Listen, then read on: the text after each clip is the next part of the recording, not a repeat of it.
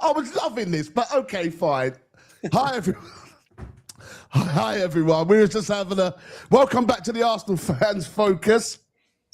Oh, man, that was so good. Today, we're going to be talking about, we're going to be breaking down the 3-1 against Chelsea, the Carabao Cup semi-finals at Stamford Bridge. I wish it was 3-1. It was 3-1. Sorry, 2-1. No, 3-2.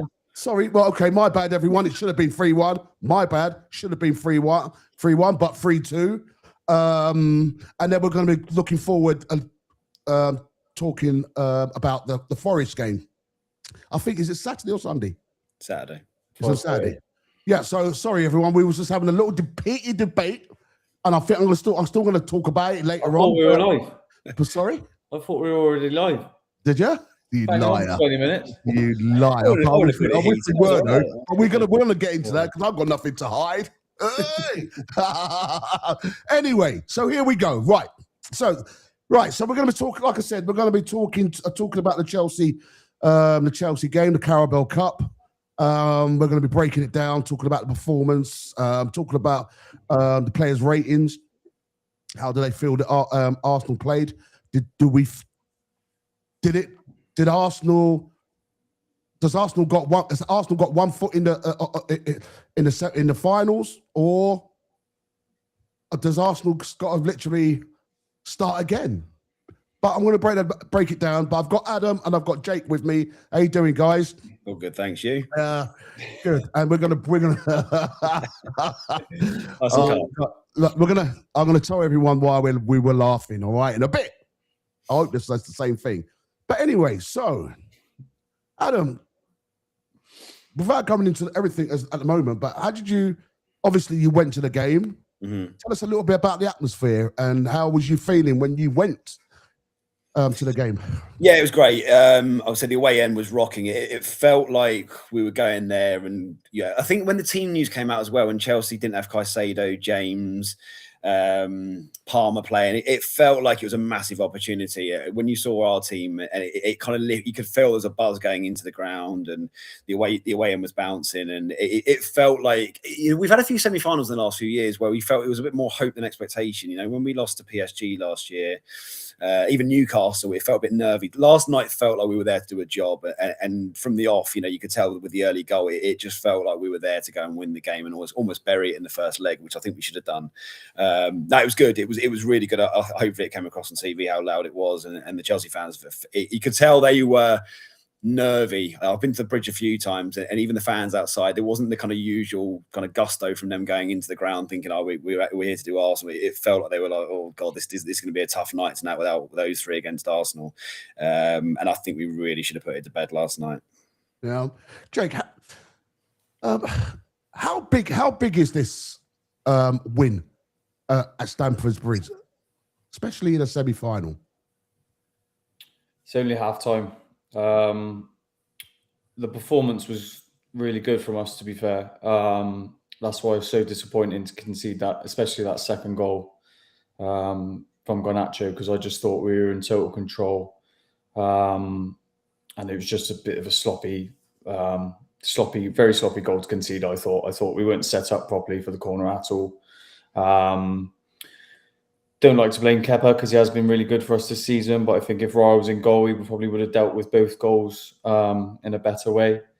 But yeah, as Adam said, we should have had that tie put to bed 3-4-0. I think we were so comfortable. I think with our lineup as well, I thought it was going to be 3-4-0, to be honest with you.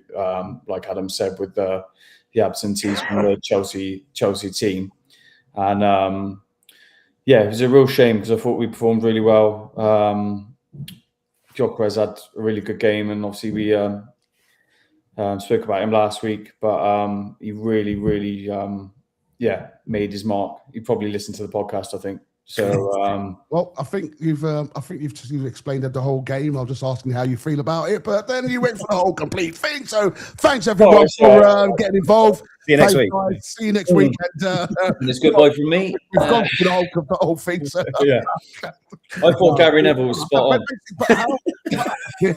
How was you feeling going into this game? Okay, whether you went to the game or not, how was you feeling? Did you felt that Arsenal can do this, or did you think Arsenal could have scored that 3 goals, or did you thought it was going to be, we just have to bring it back to the Emirates and finish it there? What was you feeling? As soon as I seen the lineup, how were you feeling? As soon as I saw the lineup, I thought we're going to be comfortable, to be honest. So yeah, as I said, it was a real shame for us to concede that second goal. So I think with that 2-goal cushion, I think we'd go to the Emirates. Yeah.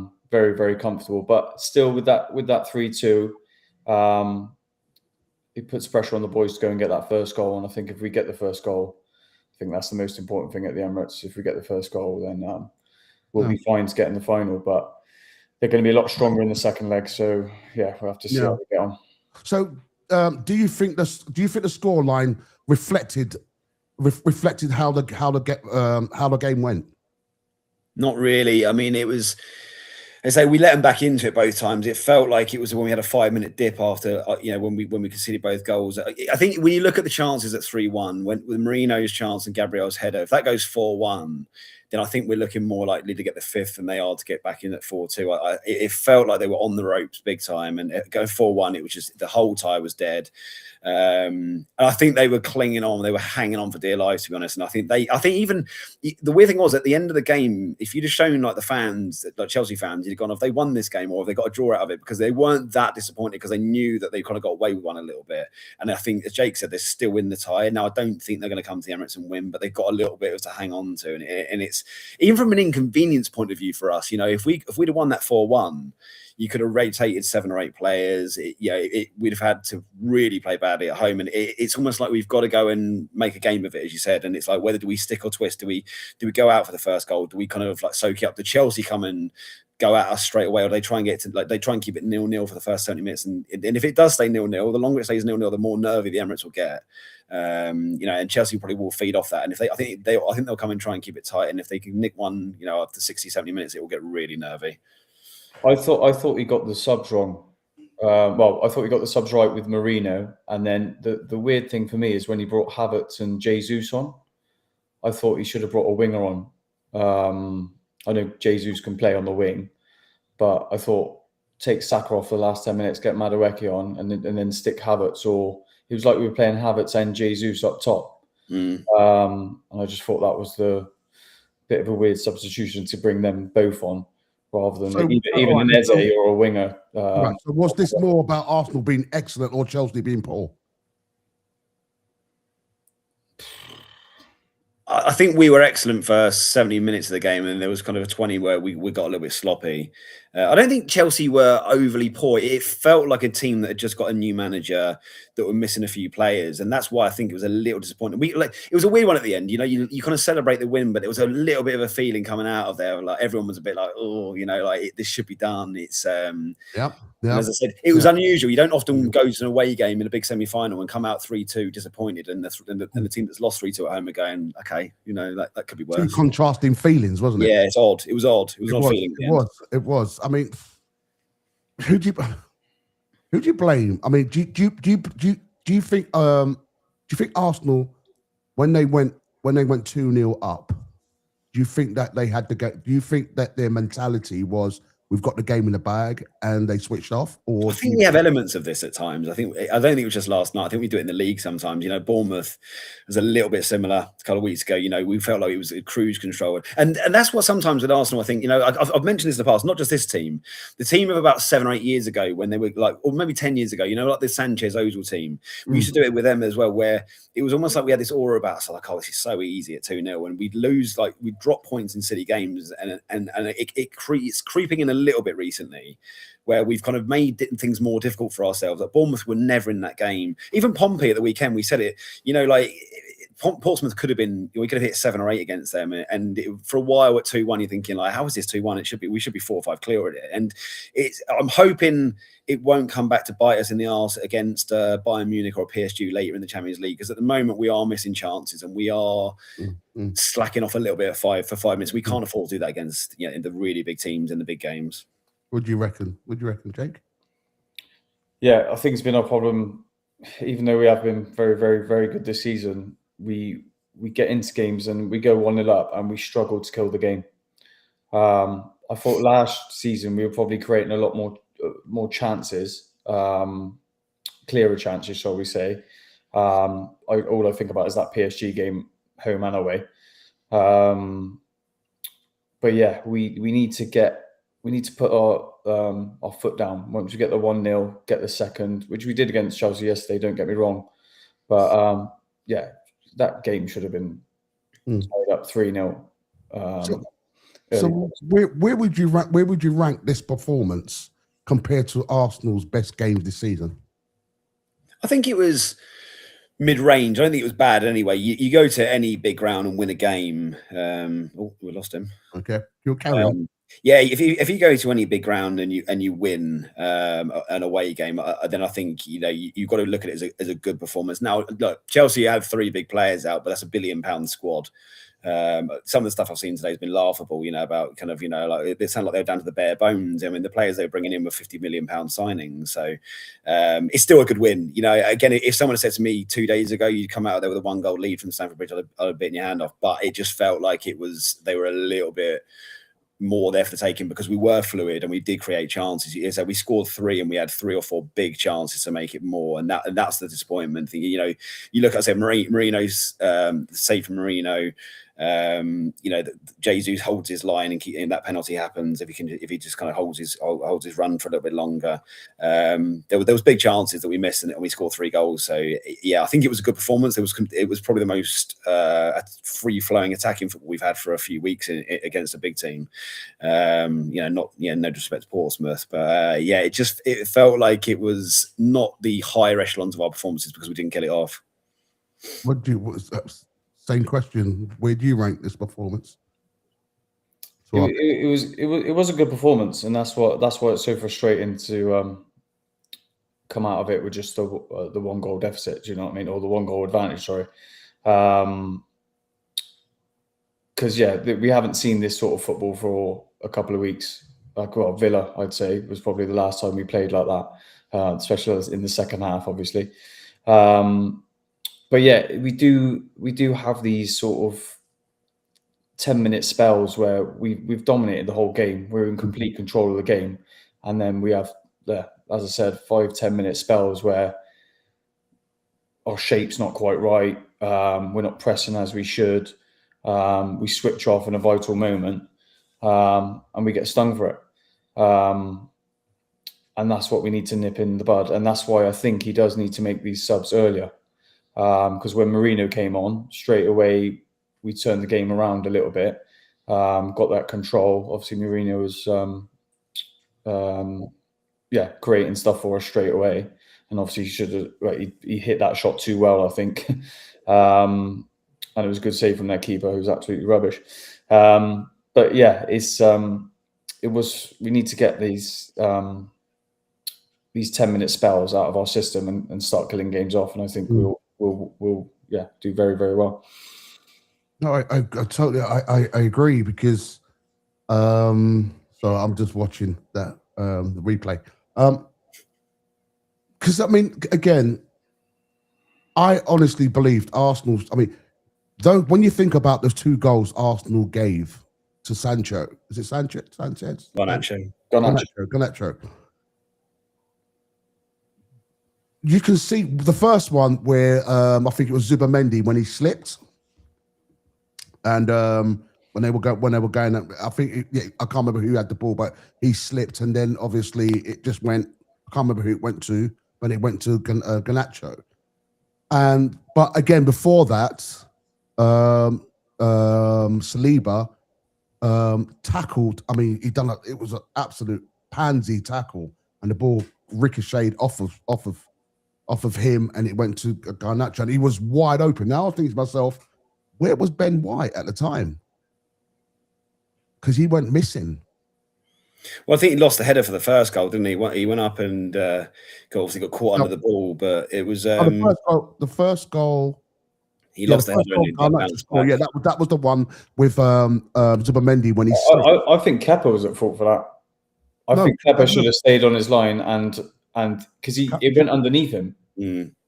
Oh, honestly, I think you guys should take a look at it. Take a look at it again and see where. Watch the replay now. Because Kappa was. I think Kepa was at fault for both goals. But if you have a look, you will see Garnacho was wide open, and even before that, it was Saliba who tackled. It was a flimsy tackle, and because he should have got that ball and he should have won that ball, and the ball ricocheted. Yeah, but that whole scenario started before that. No. That's when he scored. That is when he scored. Yeah, but the whole Saliba, we lost the ball before that. Yes, but no, yeah, but that was up in there. That was up their end. But when you see that, if you watch the first goal, it was when Zubamendi went for the ball and he slips. In fact, if we carry on talking, I'm going to try and find it, and I'll show you exactly how that goal went in, because it was he slipped, and then obviously the ball went into our penalty area. Saliba tackled someone, but he was a flimsy tackle, and I can't remember what happened to there. But then obviously Garnacho got it, and he took that shot, and that went in. That was the first goal. But what I'm trying to say, I personally feel they switched off because we were 2-0. We were 2-0 up, but we could have done better. I honestly believe, because I've got two emotions. Yes, we beat them. I'm glad we beat them. And the second one is, we've opened the door for them a bit. Do you know what I mean? Because Arsenal should have come out of there at least 4-1.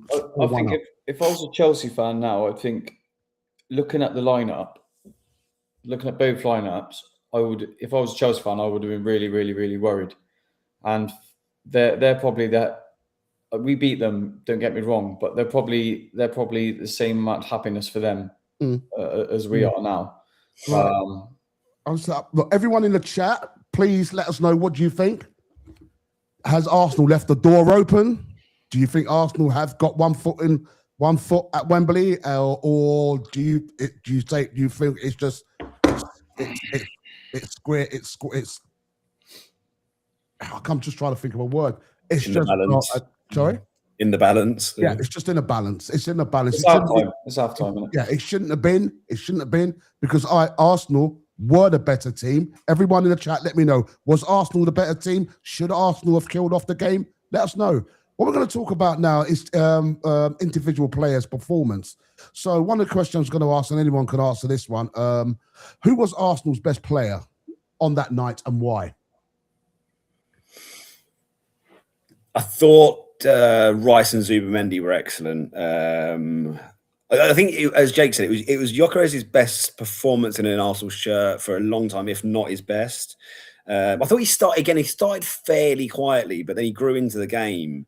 Rice was everywhere for me. When we got caught on a couple of times on the counter-attack, and he made some big interceptions from crosses and off the delivery for the first goal. I think Rice has set such high standards. Sometimes you don't even notice how well he's playing, but sometimes you think like he's everywhere. He's colossal for us. Zubamendi's goal, I think, topped up a good performance. I know he slipped for the first goal, but I think the brilliant finish for the third goal. I think the two of them, they dominated that midfield, and that's why we were so dominant in the game for a lot of it. So I would have gone one of those two or Gyökeres on the night for me personally. Would you, Jay? Yeah, I'd have to say the same. Rice or Gyökeres for me. I just felt like Gyökeres was, he wanted the ball, and even just winning everything. When we were just pumping the ball up to him, bringing players in. He was quiet for the first 20 minutes or so, but then I felt like, as you said, he proper grew into the game, and he wanted to grab the game by the scruff of the neck himself. And there was a clip earlier where Saka could have put the ball through just before he scored, and you could tell how much he wants it. Do you know what I mean? And he gave 110% yesterday, and hopefully. So that brings me to say, which player surprised you the most on the night with their performance? I think it probably has to be Gyökeres. I'm not sure who else has surprised me really. Again, I think I'll say Ben White was. It was like, it was a bit of a throwback from Ben White actually. The assist. I know obviously Sanchez should have got it, but the assist for Gyökeres' goal, and Timber at left back, he's not played at left back for a little while, and he had a tough ask in having Esteval against him, and it probably wasn't Timber's best game, but in some ways it was quite refreshing. I think we mentioned it last week actually, and I think you were a bit surprised when we said about Lewis Skelly can't play in this game, and we kind of said like, could he play Timber at left back and White at right back, and it kind of took me back to 2 years ago when I thought that was going to be our back four, and it's almost been a little bit forgotten that Timber was going to be coming in at left back. And White would be at right back, and Calafiori's form and Hincapie's signing, and obviously the emergence of Lewis Skelly kind of stopped that a little bit last year, especially with White's injury. But when that back four was put out yesterday, I thought that's going to take some beating. There's 4 very good defenders there, 4 defenders that can all play centre back, and it was nice to see Ben White back in the day. I think you mentioned it last week, Pat. Love Timber, but White going forward, when he overlaps and he gets round Saka and the crosses, no one's better than him. I did hear a crazy stat. Did you hear the crazy stat about Timber at left back for us? No. The last 6 games, the only time Timber's played at left back, he's played 6 times and we've lost 6 times. Really? That is mental, isn't it? Interesting. Yeah, that is mental. Yeah. Interesting. Just talk a little bit about. Let's talk about Viktor, because he's been getting a lot of stick lately. Some is understandable, some not, some justified, some not. But you can see, I don't know if anyone saw this. I'm going to ask this. I'm going to ask you guys quick question. Do you think there's a little bit of frustration with Viktor against Saka?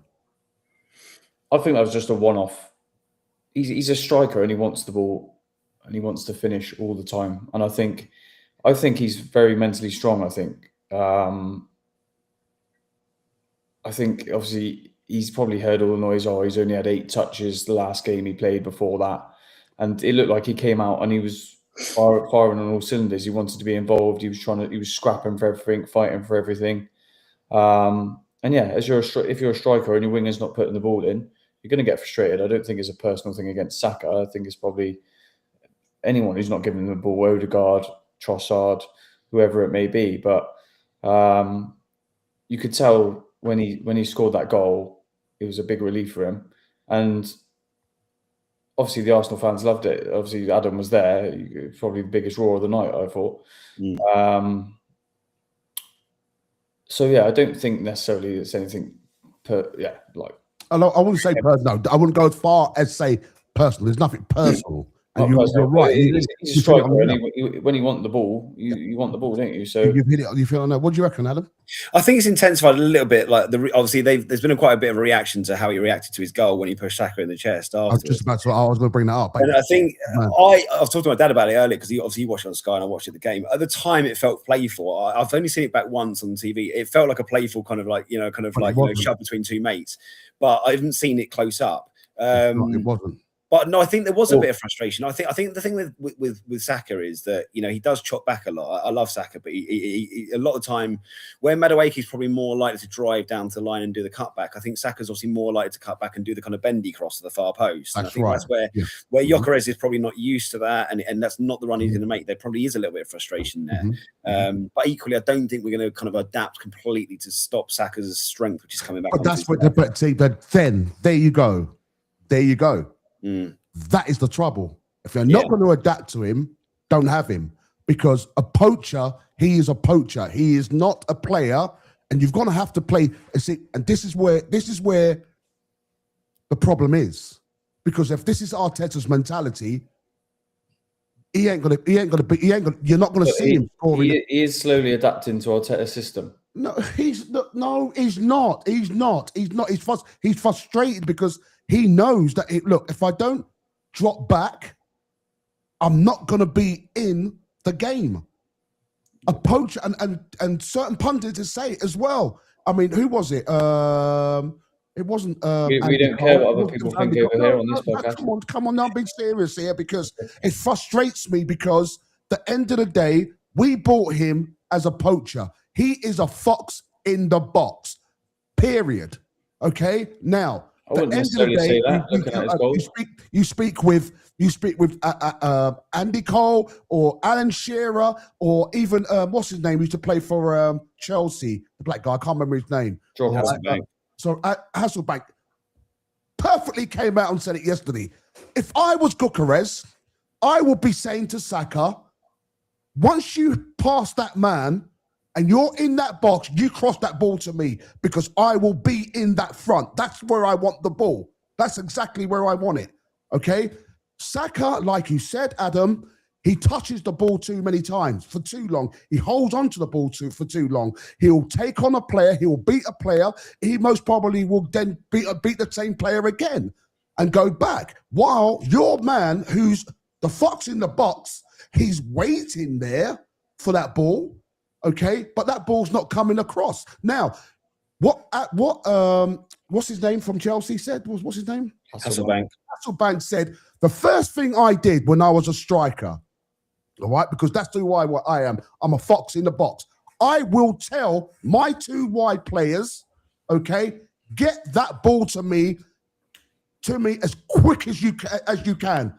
Just get that ball into that penalty area, and I will be there. Now, he turned around and said he needs to go to Saka and say, look, this is where I want the ball, okay? Because this is what I do. This is what I do best. This is why they bought me here. Now, I'm not saying Saka can't sometimes beat a man and cut in and try and go for the far corner. But Saka does it too many times. He misses too many times. And we lose the chance because players, if there's about 2 or 3 2 defenders there and Saka's there, and Gyökeres is there. Now, by the time Saka is playing around with the ball, the box is full up. The whole bus is parked behind the bus. So did he make the right decision? No. Sorry? Did he make that right decision? Did he make the after no, because you got to remember when Gyökeres scored, all right, Saka had the ball, okay, and Saka, I think he passed it to hang on. All right, because when Saka had the ball, Saka beat his man. And Gyökeres was open. Okay, what's Ben White known for? Let me finish, all right, because Ben White didn't cut. No. He didn't cut behind him. Ben White did not cut behind him. He's overlapped him, hasn't he? Overlapped him. All right. Well, let's put it this way. All right. When you look at the goal, you see Saka's beat the man. Viktor Gyökeres was open. All Saka had to do is cross that ball in, low cross, and that's what he was at his feet. He would have got the ball. What happened? Saka decided to cut back. Viktor Gyökeres went like, and he thought, all right, he's lost his chance. Then Ben White cut. And then what did Ben White do? Ben White hit that ball low cross. What happened? Scored his goal. Now, he was frustrated, okay? You can see it. Now, Jimmy Hasselbank basically shut off. Do you know something? It's absolutely right. Do you remember when he scored one of his first goals and it was Eze who crossed that low cross straight in there, didn't play about, didn't cut back, didn't do the Pele moves and jumping over the ball. He just went whack, low cross, straight in, bam, scored. What he's asking is this. No one's saying that Saka can't be doing what he's doing, but Saka needs to understand you've bought a £56 million player who's a box-to-box striker. You've got to get that ball to his feet. Otherwise, you're wasting time. It's not about him adapting to Saka. Because of course it is. No. What were you talking about the game before when Madueke kept putting the ball in and no one was there to finish it? Okay, fine. All right. I get that point. I see that point. But it's not for Saka to. What's your 2 wide men for? What tell me why you have a. I think it's changed the game. The game has changed for his sort of old school. He's an old school number 9. No. There's not many like Gyökeres. Listen, the system. Arteta has a different system. Okay, the game's changed a bit. I totally understand that, but saying that, it doesn't mean just because the system's changed. Then, if the system's changed, why buy an out striker? But then you were saying last week he needs time to adapt. I think you got a point, Pat, but I think it's a bit on both sides, as we said. Now, you mentioned a couple of other strikers there. I think you guys said Alan Shearer. I remember Alan Shearer said he called out David Ginola for the same thing at Newcastle very early because Ginola was chopping back.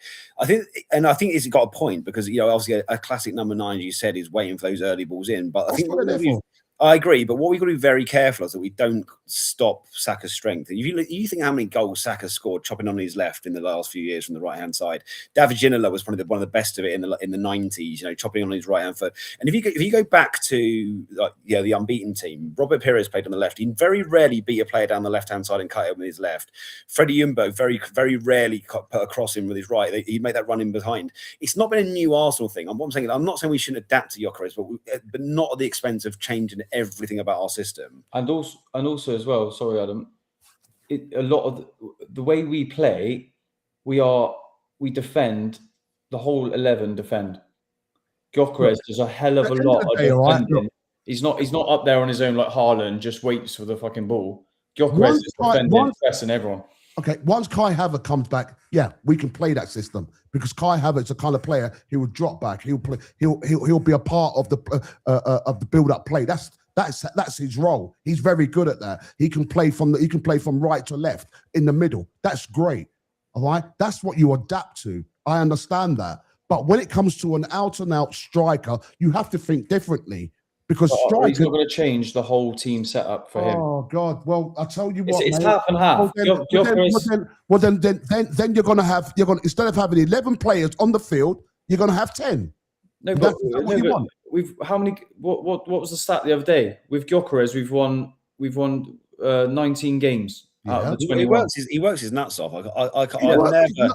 He works his nuts off. You're absolutely right, but he's not getting. Listen, I'm not just blaming because he's not just getting service. He's not getting the service when he needs to. I think what you need to understand, you said you're not going to adapt. Every single manager adapts. Every single manager. You've got to do more if you're getting 8 touches in a game. You're not, God, I don't think you understand then, Jake, about what an out-and-out fox in the box means. Because an out-and-out fox in the box, he's not a player. It's like, I'll tell you what. You say that, but his goals for Sporting Lisbon, he was running from the left-hand side. He wasn't just doing tap-ins all the time. He was scoring brilliant goals. But Gyökeres is not that. Anyway, Gyökeres is not that player. Gyökeres is a fox in the box. He can hold up play, and that's what he's very good at. Now, at the end of the day, that's what he's doing for us. Victor, we want him to score as well, not just hold up plays. That's ridiculous. We didn't spend 56 million to get a player just to hold up a player. We never done that. We bought him to score goals. Yeah, so it's on him to score goals, and it's down to us to service him as well. But you can't be. He's either well on it like he was against Chelsea, or he's getting 8 touches in a game, which is not acceptable at this club. Victor tried. Victor was trying. The reason why I believe Victor's only got that 8 touches because he's not that sort of a player. That's number one. Number two, okay, if he was a Kai Havertz, that's a different story because he knows he can run around. I mean, run from one side to the other, and he'll be involved in that. Victor's the kind of player who takes players out, who takes a defender out with him, open up spaces, or beat that, or beat that last man. At the end of the day, I always believe my players, my 2 wingers, are there for number one, for my striker, and there for my midfielder, whoever's in that box, so I can get that ball across to them. High, like a Mourinho who can header that ball. If I beat my man down that wing, I'm crossing that over because I know I've got a man who's very good with the head. Or number 2, I've got a man who's got very good with his feet. I'm not going to keep just saying okay, fine, because he's not a versatile. He's not a versatile player, meaning that he's a player who can basically come back and help us build the play. He's a man who directs. Pat, But Pat, Jake's point is that if you look over, like, this is the new thing for Arsenal. Like, if you look back over the last 20 years, I've mentioned a couple of the wingers, or I've mentioned Pires and Ljungberg. Alexis Sanchez. How many times did Alexis Sanchez go down that side and cross to Van Persie? Van Persie came deep. Alex Hleb, when he had Adebayor in, the strikers, Adebayor was probably a similar striker to Gyökeres in the fact that he was good in the air, big target man, would run in behind. But he adapted. He adapted his game to playing with Alex Hleb and Thomas Rosicky. I don't think Adebayor was adapted to any play. Adebayor wasn't an out-and-out striker. He wasn't a fox in the box. Adebayor was a versatile. But Gyökeres isn't either, as Jake said. Like he's not. So what you're saying is we're making him a fox in the box from the way we play. He's not a tapping merchant for Sporting Lisbon. Me, I don't. Look at what he did for Sporting. No. He was never an out-and-out player for Sporting. He was never an out. He used to. If you say that he will come out, yeah, I agree. He did come out deep, and he was a little bit wide, and he took on that player with his speed. And that's not in the box, then, is it? What was his hat trick against Man City? Okay, well, I feel. Well, I mean, at the end of the day, we cannot just adapt to. He cannot just adapt to the players, because I feel. Right, everyone for years and years. We need a number 9. We need a number 9. We need a number 9. We need a fox in the box. We need a number 9. Arsenal's gone out and got that player, because we do need that, because the amount of chances Arsenal's been creating, and we had no one sticking that in the box. Yeah, but we've gone out when Havertz was doing that. Havertz got 15 goals, Saka got 15 goals, and Martinelli got 15 goals. Excuse me, you're saying. Martinelli, I mean, they got 50. No, it wasn't. They all got 15 goals each. A consistent thing. It wasn't a consistent thing. In fact, Arsenal's goal scoring rate was how we win most of our games, because everyone shared the goals. Exactly. Now, yeah, everyone. Right. Okay. Fine. But that's not. But then. But then look at our goals. What they've shared over the last three seasons. None of us are really great. They're not. It's the top ones was those 15 goals. I think last season it was like 10 goals here, 10 goals there, 10 goals there. No one's. Look, I think that I think you're looking at it the wrong way, and I do agree with what some of these punters are saying about Gyökeres, because he can help. That was a one-off thing. He can help himself, but we have got wingers there. We've got players there that can feed him quicker, and I do agree. Now, so I know Saka's under pressure, because now Saka hasn't been scoring as much as he Saka played very well yesterday. I'm not saying you're not listening. I'm saying I thought Saka played well, but what I'm saying, Saka's a little bit more putting himself a little bit more under pressure, because number one, he hasn't scored regularly on a regular basis like he used to. He hasn't done a lot of assists that he used to as he did before. He hasn't. He's put himself under a lot of pressure. He's under a lot of pressure, and I understand. But there are times. Says who? Says the stats. Have a look at the stats. Don't laugh about it. He's created the most chances for Arsenal in this season. Right. Have a look at the stats and what Saka did last season to what he's done now. Yeah, you can't look at it as black and white as 4 goals, 4 assists. I'm not looking at it like that. Look at the stats. All I'm saying is Arsenal has got 2 wingers that can do something. All right, can feed a player who's got scoring natural abilities. Okay, and it's been proven, but it's not been done enough. That's all I'm saying. Now, everyone else can say. I mean, I'd love to hear what people's got to say. So am I wrong? Sorry. So am I wrong? No, you're not wrong, but I don't think he should adapt. I don't think he should. Do you think that he's gone from Sporting Lisbon, which is a team that is nowhere near the level of Arsenal Football Club? He is supposed to be going to Saka or Trossard or Martinelli and say, look, this is how. All right, this is what I want from you guys. This is the sort of service I want. He should put his marker down now, because he's a striker. There are players who assist and can score. Okay. So what winger in the league? Sorry, Jake. What winger in the league would you say would be like anyone? I'm talking any winger outside of Arsenal that would be perfect for Gyökeres, because Saka, and I think and Martinelli. No. What you're saying is what you're saying at the moment is you need someone to go in behind and play the ball straight over. What winger would you say in the Prem is currently doing that for their team? what winger who's doing that for their team?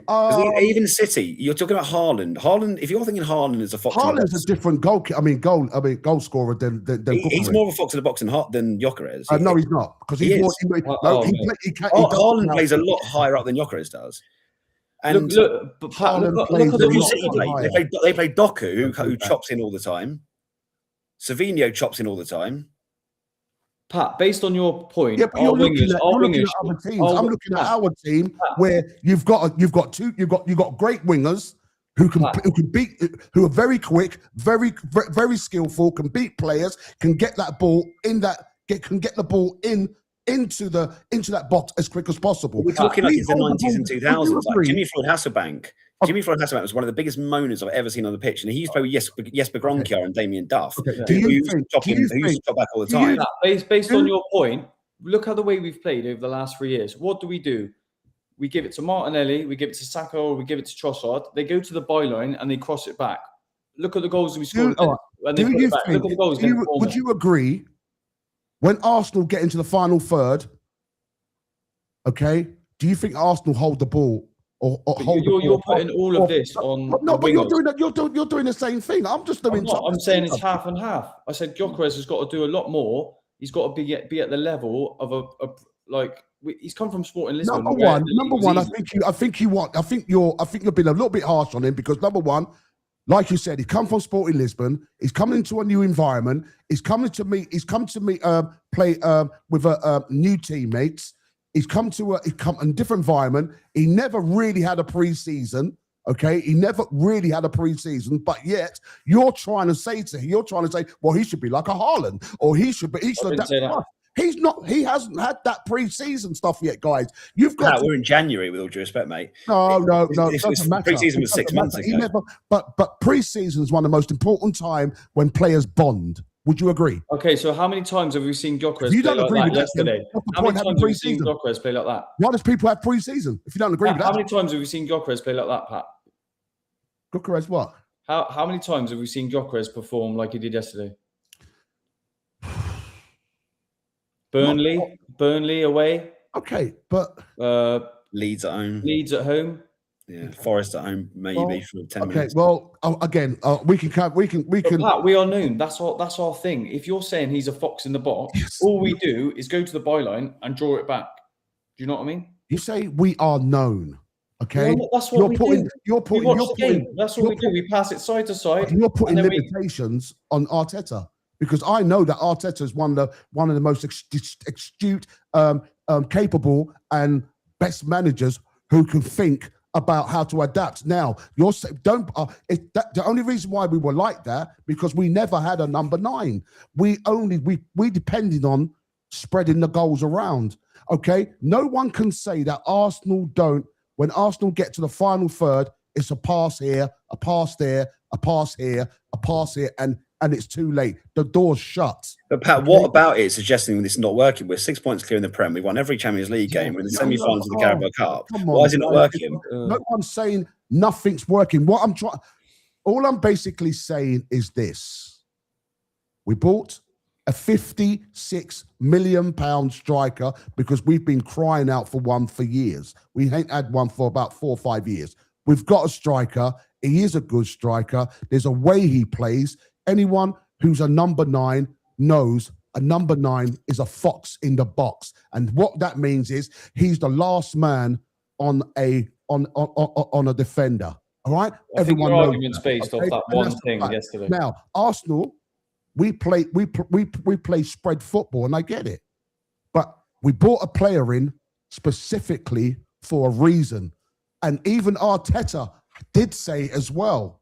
I'm not the one who's saying it. He did say we're going to have to adapt to how he does things. I'm not saying that. He said that. Now, all I'm basically saying, it was proven yesterday that Saka could have passed that, put that ball in early. But he didn't. He held on to it and gave it to Ben White, who passed it to him, and he scored. Yeah, but the only reason why he done that, I think, is because the ball ricochet. He was passing one player, but the ball he was trying to pass it, but the ball he didn't pass the player, but the ball went back to him.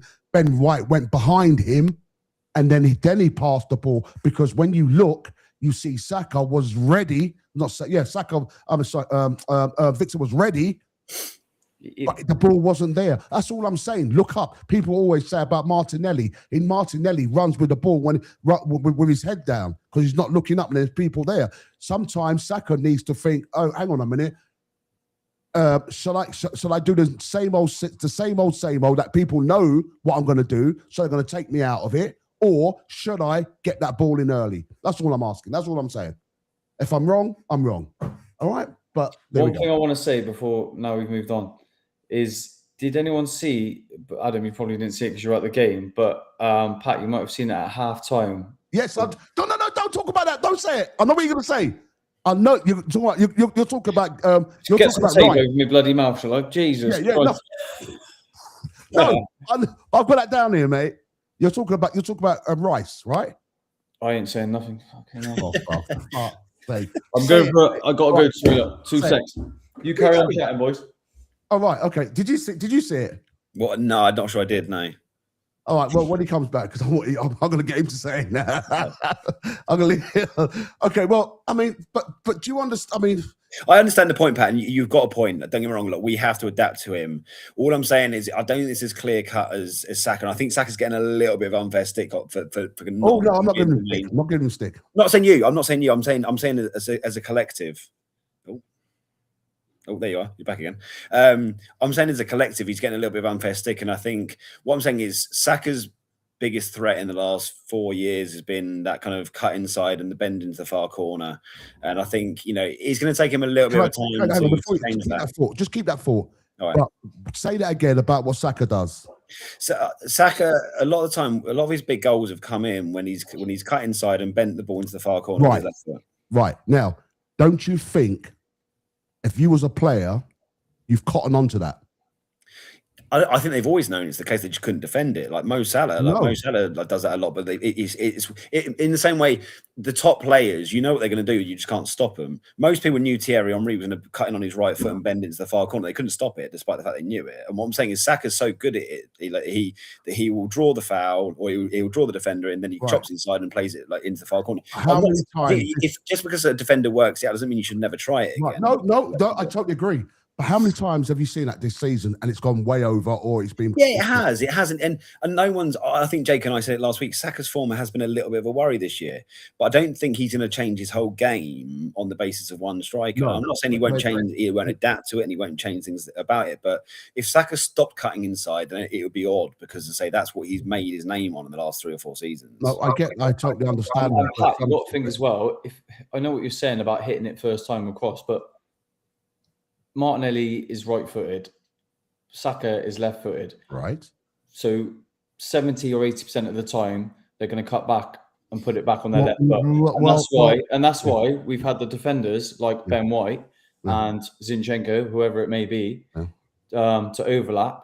Well, then again. It has, but Pat, it's not like it hasn't worked for us. Jake's right. We've only played one. I think the only thing I can think of in the last 20 years. The way you're going on is like, okay, if Viktor Gyökeres don't adapt to Arsenal, then that's 100% right. No, I don't. How many games? I'll say it again. How many games has Gyökeres has played well for us? That's not the point. It is the point. Gyökeres has got to do the job as well. Gyökeres has got to put himself in positions. Pat, you don't. There's been numerous games where Gyökeres should have been in a position where he should have been. Listen. No, listen. 100%. In the last 20 years, we've had one winger that's played. Jake's right. We've had one winger in the last 20 years who's been right-footed playing on the right or left-footed playing on the left, and that's Walcott. Right. Theo Walcott's the only winger we've had in the last 4 years. I said I can reel off names. And your point is that they can't get a ball in. For Arsenal, and you know how our wingers play, you can't then get pissed off when they don't change their game immediately. No, but then Arteta's not doing Viktor Gyökeres a service. Then is he? He's got something different up front. Like Gyökeres is a different kind of a threat. So, all right, then tell me this then. All right, if you was Arsenal's manager, would you have got Gyökeres? I was probably in the minority thinking that Havertz was good enough to win us a league, and I still think he's good enough to win us a league. I'm not saying I wouldn't have got Gyökeres. What I'm saying is I think there's an element of he has to adapt his style as much as the wingers do. And I think at the moment everyone's pinning it on the wingers. Jimmy Floyd Hasselbank was he was a very, very good striker, but he was a moany striker, and he moaned and stuff. But Adam, don't just take it from one striker. There are numerous ex-players. Yeah, I'm talking like Alan Shearer, strikers, right? Strikers. Right. I'm talking. Not Alan. What's his name? Not Alan Shearer and they do it together. And Gary Lineker. We're saying these are all strikers, Pat. But strikers are greedy and they want fox in the box. Yeah, they are. But what I'm saying is, strikers are all about their own numbers and getting those chances. But if you ask wingers about it, like if you ask some of these other wingers the last 10 years, they go, "I think Saka's doing the right thing." Let me ask you this: in January, forget everything. Do you think Gyökeres would have scored more goals? Do you think Gyökeres is a better player than you thought he would be? I think that's not a fair. That's not a fair thing to say, because the reason why I'm saying that is because I think he can be, and I think he would have scored more goals if he had got the service. Do you know why I think why this is it? I've been had this debate with my dad for the last 6 weeks. I think. And again, I think Jake was probably in my camp a little bit about with Havertz. I think we were kind of probably in the minority of saying Havertz is good enough as a number 9. The Arsenal fan base was so we can't do anything without a number 9. Like you said a minute ago, we need a number 9. We need number 9. It was all I heard for weeks on end. And I was saying, I think we scored 91 goals at Havertz. I had the conversation with you last season, Pat, and I said we scored 91 goals at Havertz. Everyone was so vocal about Gyökeres that they have to double down on it now, because they can't be wrong. Because if Gyökeres has come in and we're still top of the league and he's not scoring, it's like, well, we must be doing something wrong. It's like, well, if we were saying we need number 9 score goals, if he's not scoring goals, then what's he actually added to the team? Anyway. Pat, if you go back to our podcast when we just started, I think me and Adam both said Sesko. I know you not saying we were right. I think so, but I mean, what's Sesko doing at the moment? I think he's got the same amount of goals as Gyökeres, if not more. Okay. Let me ask you this, all right? A striker. All right, what was Arsenal's highest? Who was Arsenal's highest goal scorer last season? I think no one got to 10 in the end. I think no one got to 10 league goals. All right, let's go back. Let's go back a bit. When Havertz was at his peak for the Arsenal, Havertz got 15 that season. Havertz got 15, right? Do you think a striker should be scoring more than 15 goals a season? Well, we got 91 goals. I don't really care where the goals come from. If Arsenal scored 91 goals, I couldn't care less as a left back. I do remember there were times Arsenal dried up with goals, even with Havertz involved. Do you remember? We dried up. 17-0, 5-0. In our last 17 games, we failed to score in 2 games. No. That wasn't last season, mate. Or the season before. 2023, 2024 season. That's when that happened. Yeah, but Kai was injured last year, Pat. Right. I know. But what I'm trying to say, even if Havertz wasn't injured, there's no way I see Havertz scoring 25 goals or 20. We don't need to. If we're sharing the load. You say we don't need to, but the others didn't even score even more than 10, 11 goals. The only other is Haaland. All right? So Haaland's a fraud. Wasn't there. See, one of Arsenal's problems were we relied too much on everyone can score a goal. And when it doesn't happen, when we didn't score any goals, that's when we started saying to ourselves, "Oh, we need a goal scorer." That was because Kai was out, Pat. Right, sorry. Marino played up front for 4 months because Kai was out. Right. Okay. Fine. Yes. Okay. I get that. But even if Kai was in, I don't think that would have been enough for Arsenal to win the league. It wouldn't have been. I don't think it would have been. I think that I love Kai, but it wouldn't have been enough. Saliba's injury killed us. Gyökeres, as we said, is on 5 league goals. Yeah. So at the moment, he's on 5 league goals after 22 Premier League games. I'm not saying. Oh no, I'm not saying he. Don't forget he was out for a while. Yeah, no. Hear me out. I'm not saying he's played 22 games. We're 19. We've played 22 games. He's played 19. He's got 5 league goals. Now, if he carries on at the same rate, he's going to get 9 to 10 to 12 league goals. Now, what you're saying to me is 15 goals enough to win a league? I think we will win the league, and I don't think we'll have a strike. I don't think we'll have anyone that scores more than 15 league goals. So I think in answer to your question, yes, we can win the league without someone getting more than 15 league goals. Again, everyone in the chat, would Kai Havertz? Do you think Kai Havertz, if we never bought Gyökeres, would Kai Havertz be the answer? Let us know in the comments, please. I personally feel. I don't feel that he would have been just solely relying on Kai. I do believe that Arsenal as well. Hang on a minute, I've seen that thing now.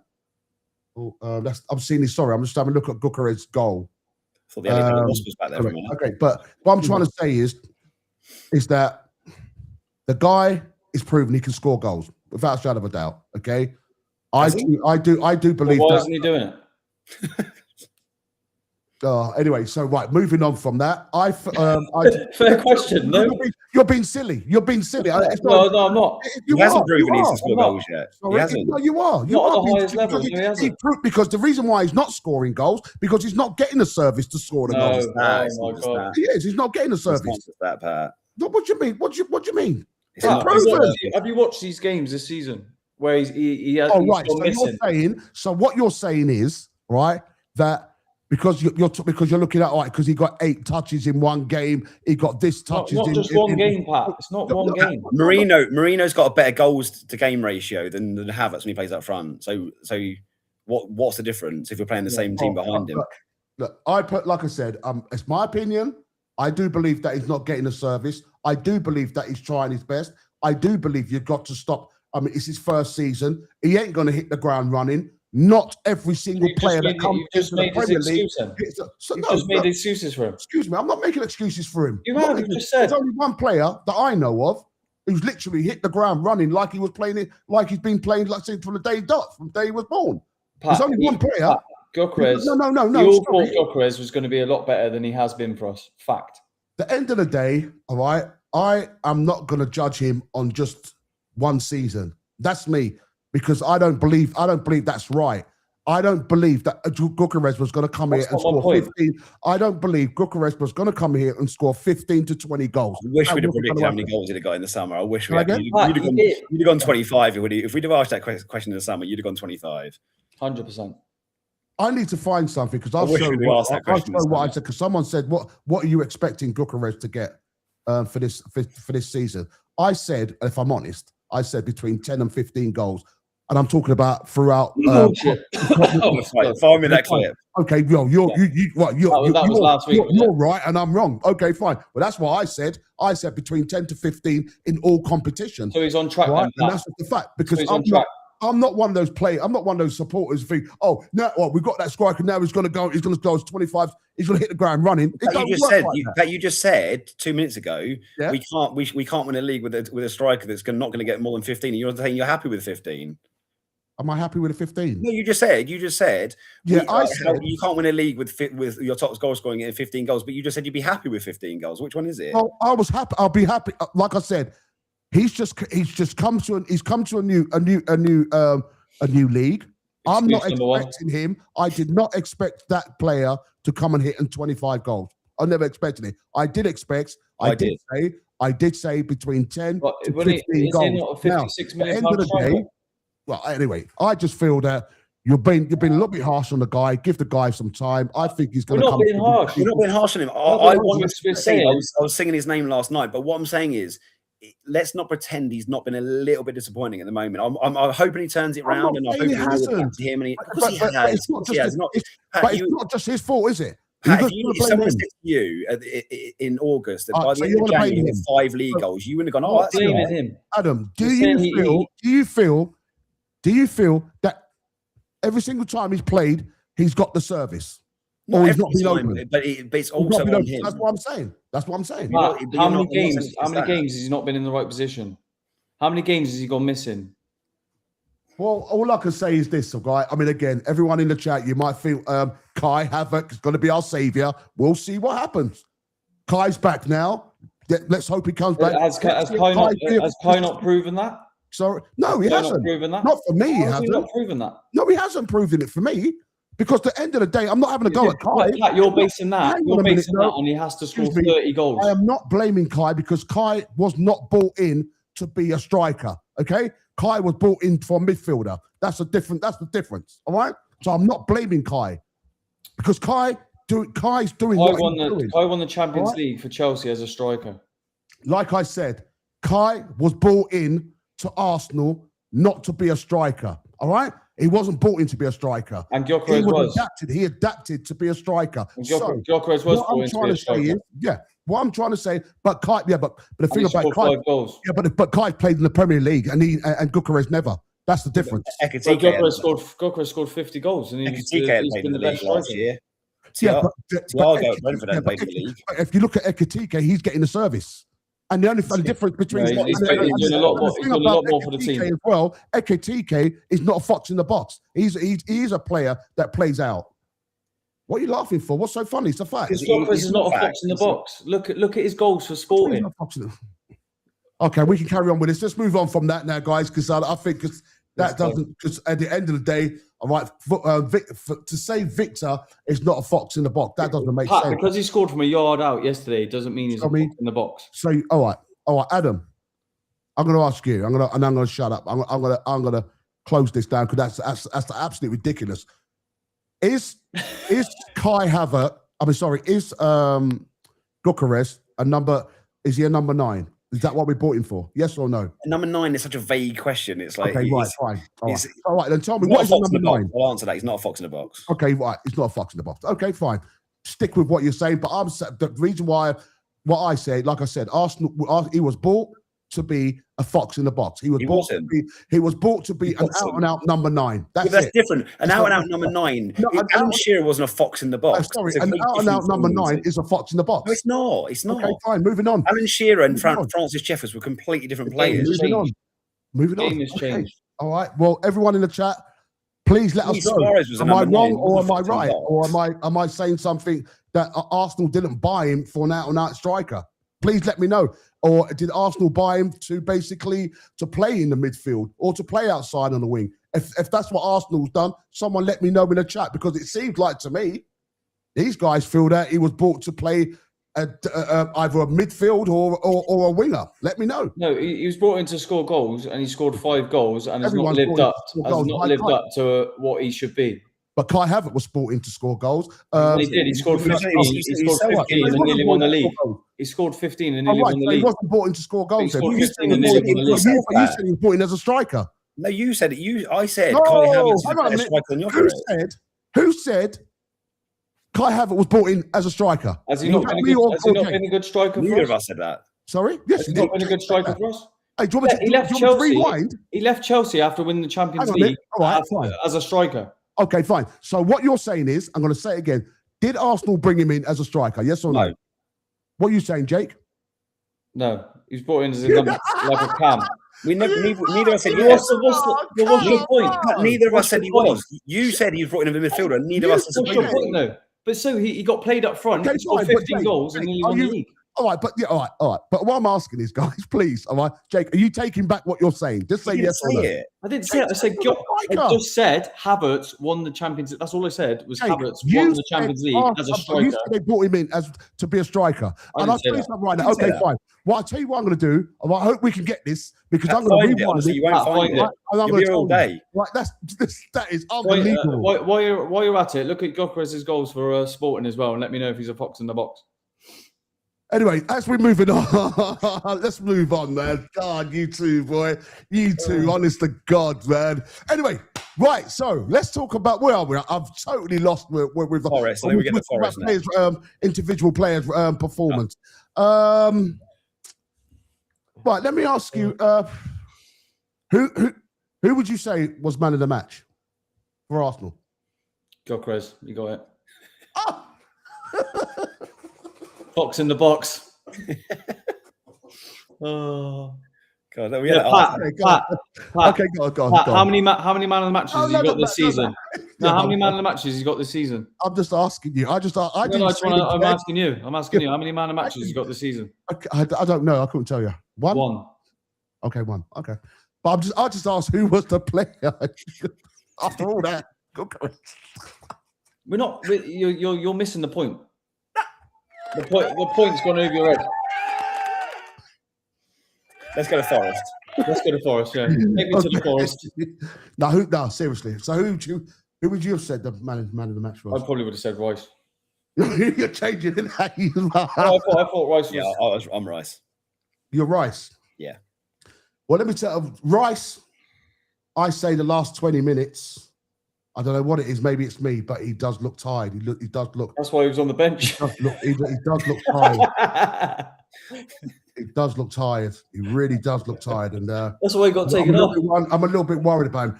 Let me ask you this: Do you think that again he used his substitute the right time, the right subs? Do you think that he did that, or do you think that again he wanted to? I don't know. Some people say that to protect the last two. I mean, those 2 goals. Or like I said earlier, the only weird sub I thought he made was Havertz and Jesus at the same time. I just thought that was a bit odd, and the way, especially they played up front basically. Well, Havertz dropped deeper and was basically. Yeah, Havertz was almost on the right wing at one point. Yeah. He was like he was playing behind the striker really. Yeah. But I thought he should just sack her off. Are you losing faith in Havoc? Is that what you're saying? He's the wrong player. I love Kai. You know, I love Kai, Pat. I won't have a bad word to say about Kai. Oh, okay, fine. Sorry, I thought I misunderstood something. Kai will probably catch Gyökeres up, I think, by the end of the season, I'd say. So would you? But to be fair, it was interesting that Kai was playing that deeper role, because that makes me think that Gyökeres and Havertz could potentially play together. Just a quick one. I wasn't really happy with the subs. That's one thing he needs to improve. Yeah. Just a quick one. Again, talk just a quick about the squad depth. Now, obviously, Manwaki and Mamat has been used recently, but are you a little bit worried about Eze? I think there's games coming up. He hasn't played since Villa. No, he played Portsmouth. Oh, yes, Portsmouth. Sorry, beg your pardon. There's Portsmouth. But he's going to play Champions League against Carabao. I think he might play Inter next week as well. Who said he's guaranteed? Well, Madueke's been playing a lot of Champions League games for us. Eze has as well. So I think Eze will start in the San Siro. Yeah, he's got his players for different competitions now, and I think we're seeing that. I think if you look because the reason why I'm saying that, because Odegaard wasn't really that great that night. I thought this is the conversation with my dad earlier. I thought Odegaard was good last night. I don't think he was. I thought he was purring the first half. I thought he had a lot of the ball. He was spraying it around. I thought he was really controlled. Right, mate. He wasn't his best out of his last 3 games, which he's been very, very good. But I still didn't think he had a bad game. I don't think he was. Again, I didn't think he was. But anyway, I'm not going to knock him because I'm glad he's back to how he was. Anyway, and stuff. But yeah, so where do you think Ethan Ranieri and Miles Lewis Skelly stand at the moment in this squad? It's going to be very, very hard for them to pin down a starting place. And there's obviously been a lot of noise around and where he's leaving. And I think he's put his foot down and obviously wants to fight for his place, which I'm happy with. I think he's probably going to learn more with us over the next couple of seasons, maybe. Maybe he does need a loan to another Premier League club. Same with Lewis Skelly. Apparently, it might be harder for Lewis Skelly Ethan's been linked with Bournemouth. I think he's rejected it, and West Ham. I think he's rejected. I'd love to see Ethan go on loan. I think it did Wilshere the world of good when he was when he was coming through. You know, when he went to Bolton, it toughened him up. He played every week, and I think he's going to get probably 4 or 5, maybe 6 push appearances in the Prem to the end of the season if he carries on. I think if he goes to a team mid-table like an Everton or something, he'll play a lot of games, and I think it'd be massive for him. I think I get the development of staying with the team, but I don't think it'd hurt his thing to have a 6-month loan at all. Yeah, I think that now we're getting to the latter stages of the season. It's going to be very hard for both of them to get any appearances, really. Yeah. Okay, so for that performance yesterday, then, if you had to give the whole squad out of 10, Adam? As a collective, I go. It was a 7. 7. Yeah, I'd agree. It would have been if it was 3-1. You can say something else. You don't have to agree with him. You'd have to. You guys. Well, what would you say? What would you say? You're like Pete and Ben and what? Ben and Jerry. No, Pat, it probably would have been an 8 or a 9 if we didn't concede that second goal. I think. I agree. I wouldn't have given a 7. I would have given an 8 to be honest with you, because I didn't expect the job's not done. I didn't expect Arsenal to really dominating them like that. To be honest with you, so I really didn't expect that. I really did. So I would have. You would have? Yeah, whatever. So, but I mean, look, like I said, I mean, on one hand, honestly, I'm proud of them. On the other hand, I just feel, guys, you know what I mean? There's nothing better than beating Chelsea at Stamford Bridge. Don't get me wrong. No, it's not, but I just think it'll be more sweeter though, even if we just gave them one. If they had one, it would have been more sweeter. I think it will be a bottle job if we don't get through though, because really? Because massively, because you know we've not lost at the Emirates this season. You know, Chelsea haven't beaten us for was it 4 or 5 seasons. Like we don't lose many games there. I think if we lose at home to Chelsea in a semi-final with our semi-final record, that will be we've frozen on the night, because we're a better side than Chelsea. We're at home. We're already leading. I think it would be our strongest 11. I think it'd be a really bad one if we. So let me ask you this then, because because they're talking about because then they've had a strong team. Bullshit, all right. But let's say that they get their Caicedo, they get their what? I'm talking if they're their best 11 out. If we lose at home to Chelsea when we're leading at the halfway point in another semi-final, I think there'll be major questions asked. I think it's a huge game. I think it's a massive game. It's a massive game. From a day where we played Justin Hoyt in the League Cup semi-final, something like that. We played our big dogs. Arteta wants his trophy, so if we were to go out at the Emirates, I think it'd be a massive loss. I think from a momentum point of view, you know, we were talking about this last week, Pat, and you said about resting players, and I think Jack and I made the point. I think not only, I think you said about don't want to risk anyone from an injury point of view. We were saying the momentum's huge. You know, like I think at the moment, the momentum's huge. Sorry, I really do apologise. So the momentum's huge, right? Yeah. Would you change the goalkeeper? No, because I think Kepa.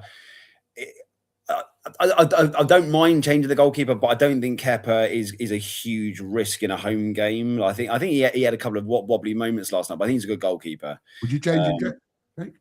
I'd keep him for the cup games. I don't think you can't disagree with him, you know. No. It wasn't that bad. He hasn't made a clanger like Robert Sanchez did for Chelsea. Do you know what I mean? He should have done better on the cross, and he should probably stayed on his line. The defender was coming out, so he could have stayed on his line and not jumped over the ball.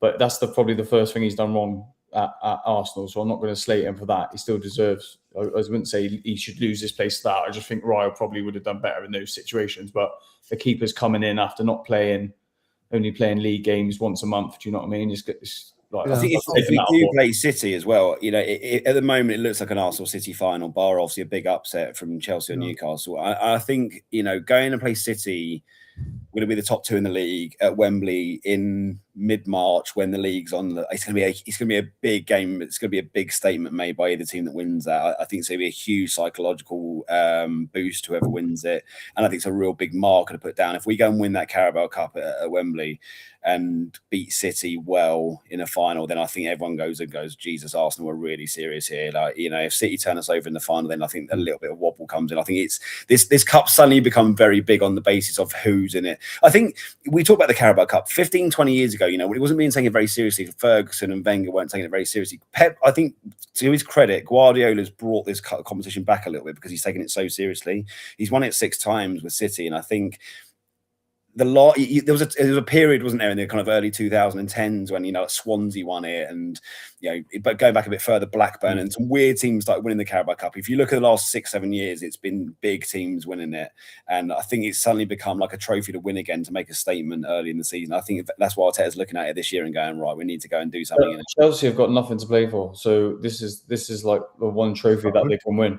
So this is the question, and this is the question to everyone in the comments. Could you answer this question as well? And this is to both of you. So with Arsenal 3-2, does Arsenal have 1 foot in the final? Yes, for me.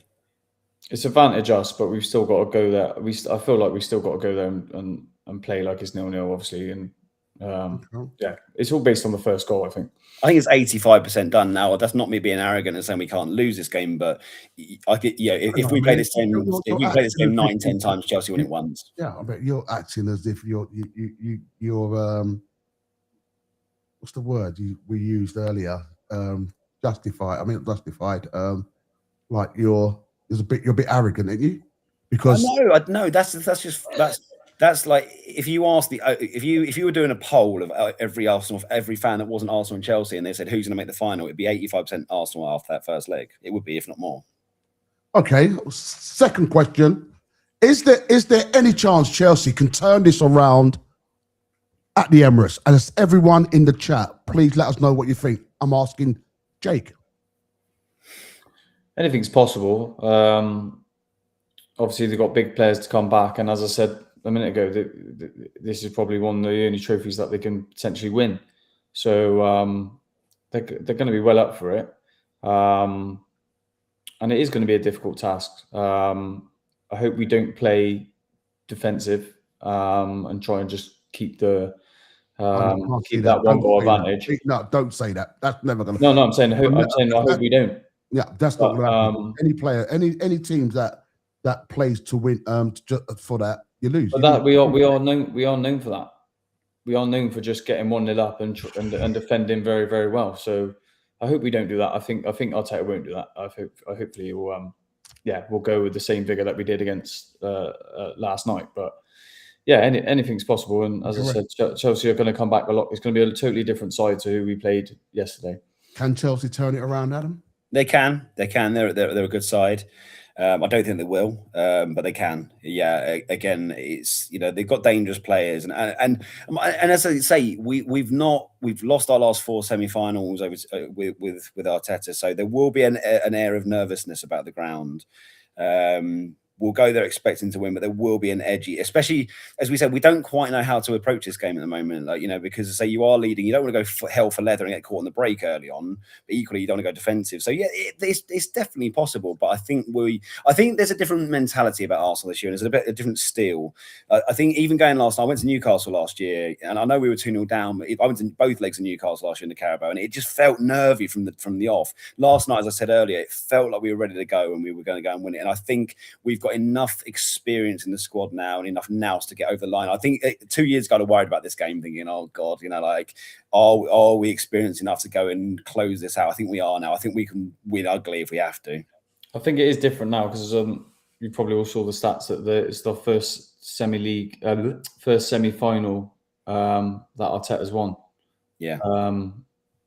So we haven't scored in our last 4 games in the semi-final either. Yeah, exactly. So one in PSG, but yeah, we obviously Newcastle didn't score in either leg last year. So I think we've got a good run of games where we can, like we played our strongest team yesterday. So I think we can, got a good run of games where we can rotate the squad and play the strongest team for the next leg.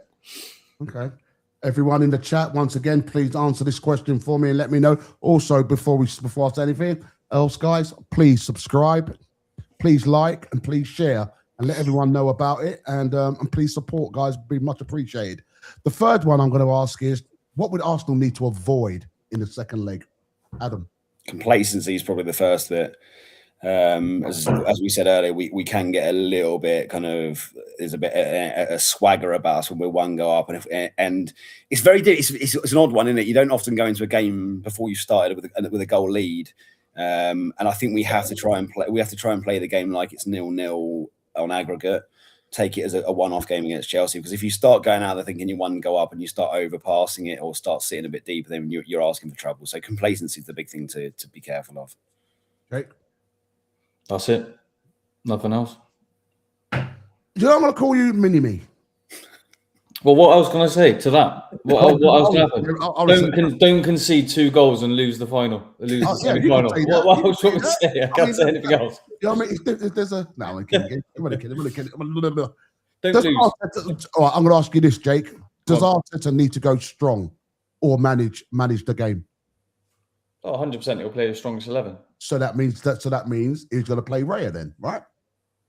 So he's not going to play the strongest 11. Because... Kepa's our cup keeper. Right. So would you, Adam, hands on your heart, like Jake said, and I just like the question said, go strong or manage the game. If you was going to go strong, if you're going to go strong, and if you're not, would you play Raya? No, because I think Kepa's a good enough goalkeeper. I think it helps as well with, again, with the 2 games in between, Leeds away and Sunderland at home. I think if I can go back to the question about how strong I'd go. I think if you in between City away and Spurs at home, you might make 3 or 4 changes. I'm not trying to disrespect Leeds and Sunderland, but I think Leeds being on the Saturday at 3 o'clock, I think it is, and then we play Chelsea on the Tuesday, and we don't play Sunderland until the following Saturday. I think it's enough time to be able to play the big boys and get away with it. Okay, all right. Everyone in the chat again, and I'm going to start again with you, Jake. How big would this achievement be? Arsenal going into the final with this squad. I want a League Cup. I know it's the smaller one out of the other 4, or the smallest out of the 4. But yeah, when was the last time? 91? 93. 93, yeah. So I think it's massive. And as Adam said earlier, with the way Pep's made it, it's like a tee up for the title. And I want this team deserves silverware. And that is an entitled opinion. Yeah, and I think it would play nicely, and hopefully a start of a lot of trophies with this squad that we've put together, or Arteta's put together. What do you reckon, Adam? I think it's a big stepping stone. I think Jake's just touched upon it there. I think, you win one, you breed winning mentality. They get that feeling in March of what a trophy feels like. As I say, the monkey off our back of we haven't won a trophy for 5 years is gone. If you then go and do the league, you're minimum getting a double, a domestic double. And winning the league is good. Liverpool won the league last year, but this time last year, people were talking about Liverpool winning the quadruple. And they won the league and they did very well. But I think there was an air of disappointment with Liverpool at the end of the season, because they were in a very similar position to us last year. I know they lost to Plymouth in the FA Cup, but they lost the Carabao final to Newcastle, and they were favourites for the Champions League at this point, because they just won the group stage. And I think they were slightly disappointed to only end up with one. And I think it's a big statement if we go and do, say, 2 trophies this year. Now, that's why I think it's big. I think it's a major stepping stone. It will breed confidence, and it will breed that winning mentality in the squad, like it did for Mourinho and like it did for Guardiola.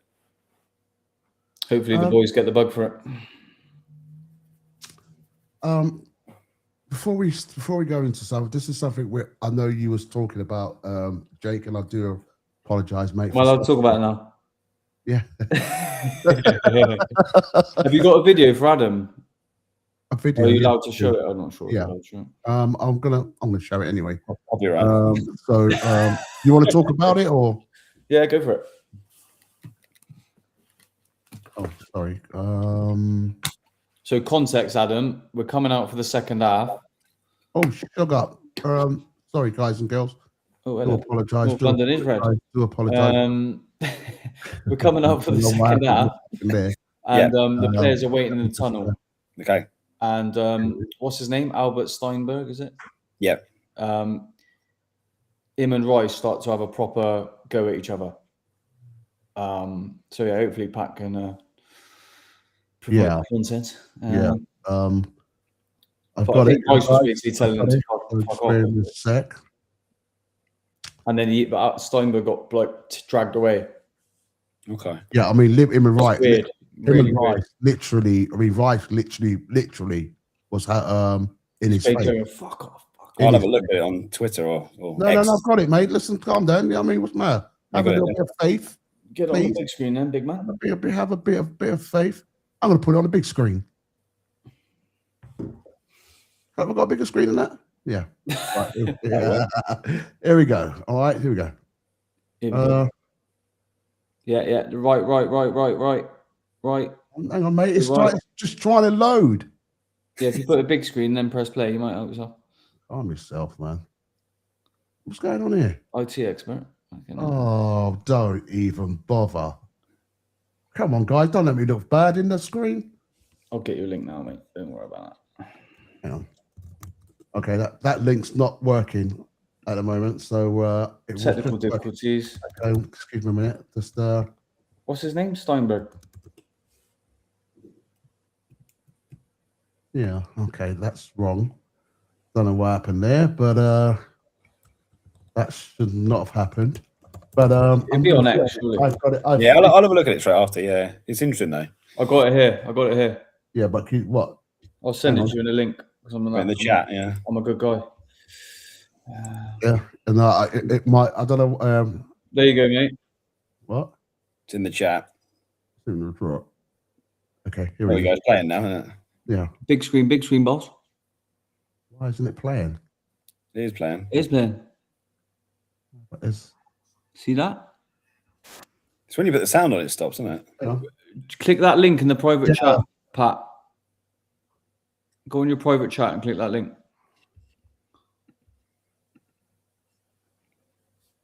Pat? You gone? Patrick? Could you see me? No. Can you go on the private chat? Okay, just move this. I can't hear you either. I've got your link. Okay, now listen. All right, you guys need to calm down because I'm on your chat and I've just opened it up. All right, and it's let me just. Where am I? Right. Hey, hey, why isn't it? Okay, right. Let me do this. Can you see me still? No. You've got it. You've got it on the Daily Mail, mate. I think we're losing viewers, Pat. All right. If we lose viewers, sorry, viewers. It is what it is. It is what it is. What the heck have I done here? Hang on. Oh, there we go. Well, that's there, right? So if I turn around, turn that off. There we are. All right, but you gave me. Drag that link over to that page. No, you can't. You can do anything you want to do, mate. You just got to put your mind to it. Could you see me? You just click on it, can't you? Adam, just click on the link, please. And guys, I'm clicking on the link. If you just give me a second, okay, guys, I will definitely do that. No. I'm trying to copy the link. All right, and I'm going to do that. Okay, all right, I'm doing that there, and I'm going to get the link up on that screen there. And if I punch that in there, so I got that. Oh, it's not the same one. Oh, here we go. Here we Forest go. kicks off in a minute, mate. Go, guys. I'm going to do this. All right. I think it was in the second leg. We've won the league. Gyökeres got 10 goals. You got me, guys. You got me. Here we go. All right. Yes. Here we go. Go on, Pat. Go on, show him, son. There he is. Can you see that? Yeah. Okay. Here we We're go. off and running. Put it big screen, dog. It is on big screen. Right hand side. Top right. No, this is it. This is the big screen you got for here, mate. Now above Ben White's head, you see the arrows that are pointing the way. right. That's it. Click on that. Here we go. Yeah, but that's no, back. What you've just absolutely. See what I mean? Oh, you guys, Jesus honestly. Christ. A small screen. There we go. Oh, Jesus. God, what you guys done? Anyway, I'm going to play it like this, okay? Okay, play. I'm going to play it like this. I'm going to play it like this. Watch Royce's face and Steinberg. Oh, yeah, you've zoomed in too much. I don't know what you've clicked. You've zoomed in. You've missed it all. Click it again. Refresh the page. Calm down. Just wait, guys. Okay, just wait. See, look. Yeah, got it now. Wonder what it's about. Royce said Gyökeres was a fox in the box. That was a waste of time showing that little clip. You know what I mean? Yeah. What a stupid little clip. Anyway, what I was going to say. Okay, cool. So, what did you think of that? No, seriously, what did you think of that? I mean, I think it's probably the kind of thing that happens behind closed doors quite a bit. I probably didn't realise the cameras on him. Yeah, we don't normally have dirty laundry because we're such a classy club. Now I can see why Arsenal people hate Arsenal fans. You know that? It's Arsenal they hate. Is that what I mean? Now I can see. I can see it. I can see it now. Says the guy who goes on TikTok and starts teeing off on every man and his dog. That's right, pal. I mean, everyone whoever's never seen me on TikTok, guys, please join me because we have fun.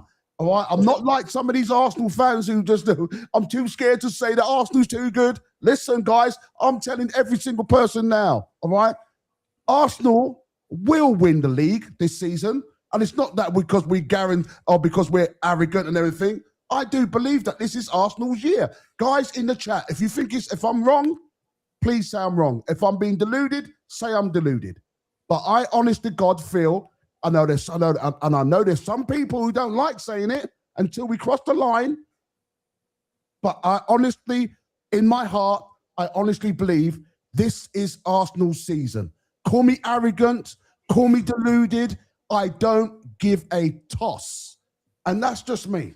All right? Now, me and Adam and Jake was having an argument. I didn't want to bring it up until he brought it up there. All right? But these two guys... What was your argument, Pat? These two guys are very reserved. I still don't know. Reserved. All right? Because I say, all right, and I want to hear it in the chat as well. Please let me know.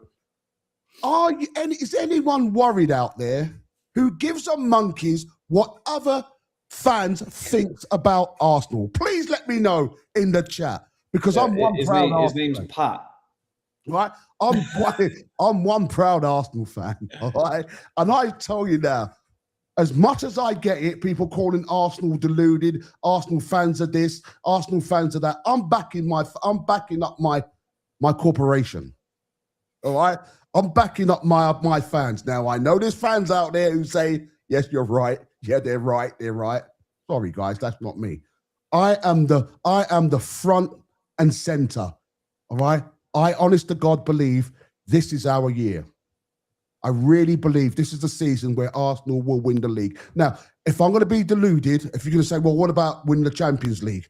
Well, I reckon we've got a really good chance this season. I, honest to God, think we've got a really good chance. What about the other two domestic cups? I honestly feel that Arsenal can do that. That's me. Just a disclaimer. Me and Adam agree with that. No, they don't. No, they don't. Okay? They don't. That wasn't the argument. That wasn't the argument, guys. Okay. Just to confirm. The reason why I'm saying this, ladies and gentlemen, all right, please, all right, is because there are people out there who are saying Arsenal fans are deluded because Arsenal fans say that they're going to win. Did you say they're going to win everything, or you just said we didn't? In fact, sorry, I'm putting words in Adam's mouth. Ladies and gentlemen, I'm going to ask Adam, what did you say to me? The reason why I went off. I said that I can see why at times our fan base gets to stick. He can talk for himself. No, I can see why our fan base gets stick on some of the stuff that's said. I'm not talking about winning the league this year, because I think we'll win the league this year. I think at times there's an element of our fan base that have kind of overhyped expectations of the club and have over kind of egged on how well we've done in the last kind of 15, 20 years. We are a big club, but I think sometimes we don't help ourselves with the kind of the narrative we set up about Arsenal have to win and stuff, otherwise Arteta gets sacked, and we've got this kind of right to win the league. And that's what I said. And I can see why we do wind up other fans, or they think that we're deluded. I don't care, just to make that clear. I don't care what the fans think. I can see why people think fans wind up Arsenal fans. So again? Does other fans wind up Arsenal fans? Yeah, because they know they'll get a buyout out of us. Right, so they get a buyout of us, from us as well. They're not what? They're superhuman. Arsenal fans are not. No, I'm not saying they get a bite, but there's less. I think we as a fan base care more what pundits and other fans think than a lot of fans. That's my opinion. Okay, all right, fine. And Mini-Me, what you got to say? I'd say you're a big fan of Jason Cundy and Jamie O'Hara and Gary O'Neill. Hey, calm down. Shots fired. Pat, I'm gonna have to go soon, mate. Just before let you know. He's getting the coach up. Right. They don't want to talk about it because they know that Pat's right, so they're trying to make an excuse to go. But all right, let's just leave it there. All right. But anyone who cares about other fans thinking about what they think about Arsenal, I'm going to say this: there's a club down the road called Tottenham. They're looking for other fans. You don't like it? Go down, support them. All right? That's me.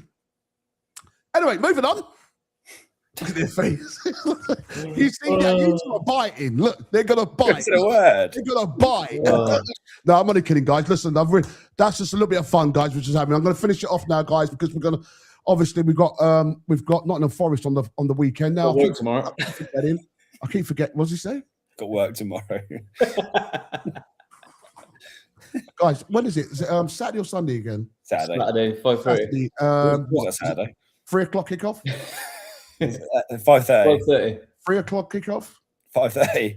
5:30. Right, Adam. She turned my mic off. Come on, guys, listen. Sorry, guys, we're having a little bit of fun. Anyway, Adam, what do you think? How you feeling about that game? Yeah, I think it's a good time to play Forest. I think they're a little bit shaky at the moment. It's never easy place to go. We've had a few difficulties there in the last few seasons, and one of the best atmospheres in the league, being an evening game, and we are a big scalp at the moment. It won't be easy, but I think we will get over the line. As I don't think it's the worst time to play Forest. They've had a few weird results recently, and the goals have dried up a little bit with obviously Chris Wood not being there. So yeah, I think I'm fairly confident.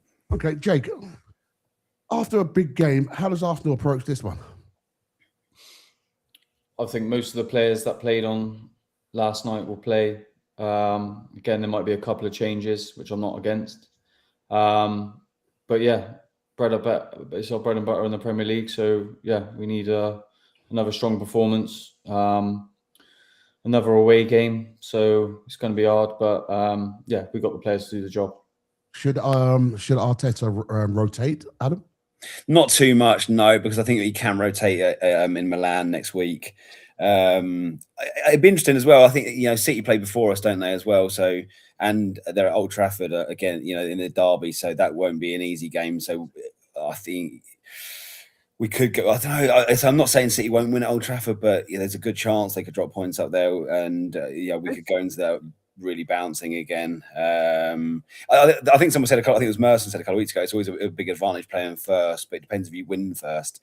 If City win first, the pressure's on us. If they don't win up there, then it's a massive opportunity to go and extend the lead. Again, Jake, this is a huge game, a big game. This cannot be underestimated, this game, can it? No, but I think every game to the end of the season, I know it's a bit cliche, but if we're going to win this title, every game is massive for us. And Man City, been there, done it before. So I don't care about them. We've just got to literally focus on our games. If obviously Man United can do us a favour, or Carrick going in there, then yeah, great. But again, we've seen it before where we didn't necessarily take the advantage against Liverpool when Man City dropped points again. So again, I don't want to think about that. I'd rather just go get our 3 points, let everyone do what they need to do, and if we carry on, we'll win the league. I don't care. I don't want any team to do Arsenal a favour. Let Arsenal do it. Let Arsenal do it the way they should do it. So no one can turn around and say, yeah, that club done you a favour if they didn't win that or whatever. But let me ask you this, okay? What kind of danger does Forest bring this weekend? Physicality. It's a Sean Dyche team. They're always going to be hard to beat. They're always going to be, they're going to be kind of combative. I don't think they're going to try and play us off the park. I think they'll set up and be difficult to beat. And we obviously we have struggled against low blocks a little bit. Liverpool showed it a couple of weeks ago. We do struggle when teams set up well against. And one thing I'll say about Dyche is he normally gets very organised against the big teams. And they've done a number on Liverpool this year already at Anfield. So I think they bring it could be a nervy one if we don't score early. We're gonna have to be patient. I don't think we're gonna not beat them in the first 20 minutes. I think it'll be a big atmosphere, and there'll be a tough team to break down, and we have to be patient. It could be one of those ones where again we're 0-0 at half time, and we just kind of have to be patient and get a goal and just win it that way. But it's never an easy place to go, and Sean Dyche's teams are always tricky to play against. If we basically, let's just say we draw this or we lose this, should Arsenal be panicking?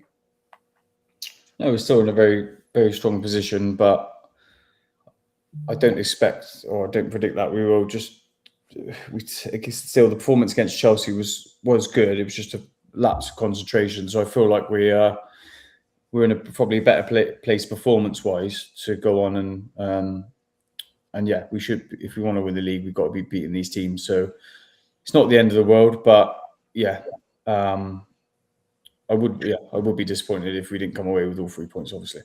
Okay. All right. Predictions, Adam. 2-0. Jake? 3-0. Okay, guys, look. Sorry? Prediction? Oh, I'm going for a 1-0.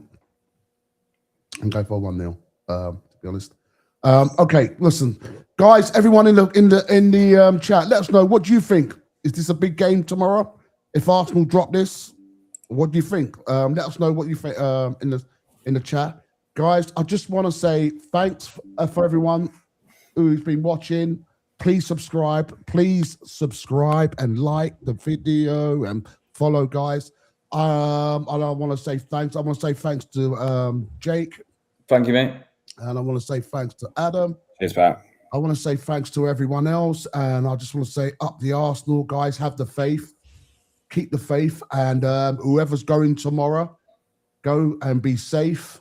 Scream and shout for the boys because we need this. And yeah, I honestly believe that we can win it. I think we'll have a 1-0 goal. I'll be happy with that, guys. So yeah, once again, thanks for following. Thanks for sharing. Thanks for letting everyone else know.